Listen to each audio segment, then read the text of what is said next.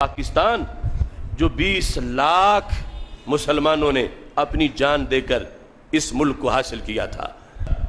مگر افسوس آج اس پاکستان کے بارے میں لوگوں نے بھونکنا شروع کر دیا، جو پاکستان ایک عطیہ خداوندی ہے، یعنی ملکوں کی لسٹ میں ایک منفرد تقدس ہے اس کا۔ پاکستان کا جھنڈا اسلامی وقار کی علامت ہے۔ پاکستان کا پرچم عام ملکوں کے جھنڈوں جیسا نہیں، اور پاکستان کا لفظ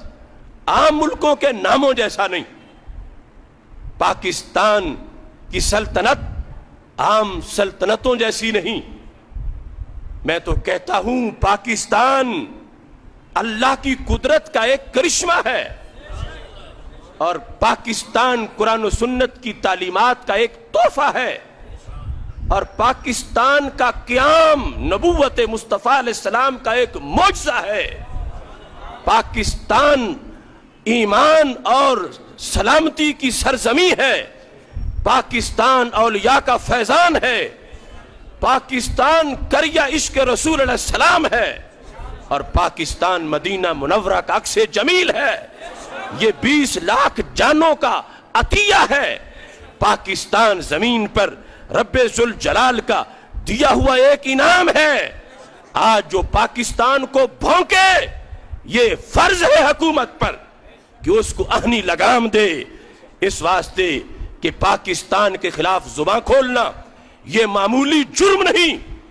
یہ کروڑوں مسلمانوں کے دلوں پر حملہ ہے، یہ لاکھوں شہیدوں کی روحوں پر حملہ ہے، یہ پاکستان کے تقدس پہ حملہ، پوری روئے زمین کے مسلمانوں کی عقیدت پہ حملہ ہے۔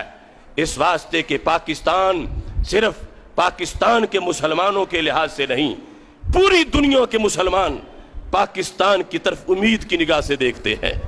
یہ لوگوں کے لیے امید ہے، مرکز ہے امید کا، اور اسلام کی تعیین اور اسلام کی شناخت کی بنیاد پر اس کا تقدس ہے۔ آج وہ لوگ جو راہ کے ایجنٹ ہیں، جو قادیانیوں کے وظیفہ خار ہیں، جو یہود کی گود میں بیٹھے ہیں، جو نصرانیوں سے شیطانیت پڑھتے ہیں اور پھر پاکستان کے خلاف بھونکتے ہیں، اور پھر ہماری یہ حکومتیں ان کے چند ووٹوں کی خاطر بلیک میل ہو جاتی ہیں۔ آج پہلی بار تو وہ شخص پاکستان کے خلاف نہیں بھونکا، بارہا پاکستان کا پرچم انہوں نے جلایا، پاکستان کی افواج پہ حملے کیے،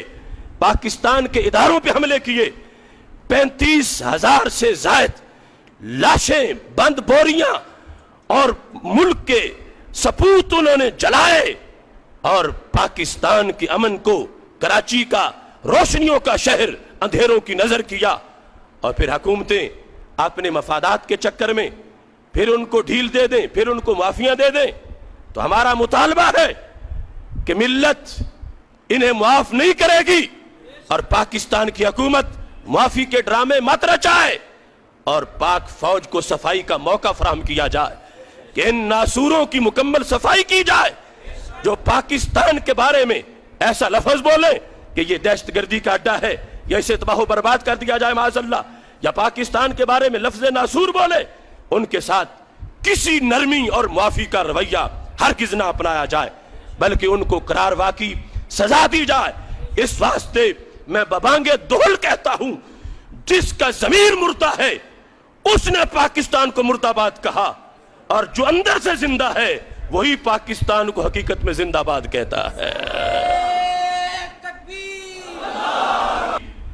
منبر نے گواہی دی، مسجد نے گواہی دی، محراب نے گواہی دی، خانقاہ نے گواہی دی، مدرسہ نے گواہی دی، تو پھر پاکستان بنا۔ اور مشائخ اہل سنت، اکابرین ملت، انہوں نے کندھے کے ساتھ کندھا ملا کے بانی پاکستان کی حمایت کے لیے اتنا مسلسل جہاد کیا، اور پھر وہ یہ ملک بنا۔ آج اس کو معاذ اللہ توڑنے کی باتیں ہو رہی ہیں، اور اس کی بربادیوں کے لفظ بولے جا رہے ہیں۔ اس واسطے یہ ایسے جملے یہ ملت برداشت نہیں کر سکتی، اور ایسے لوگوں کو کبھی معاف نہیں کیا جا سکتا۔ اور ان غداروں پر انٹرپول کے ذریعے یہاں لا کر غداری کا کیس چلا کر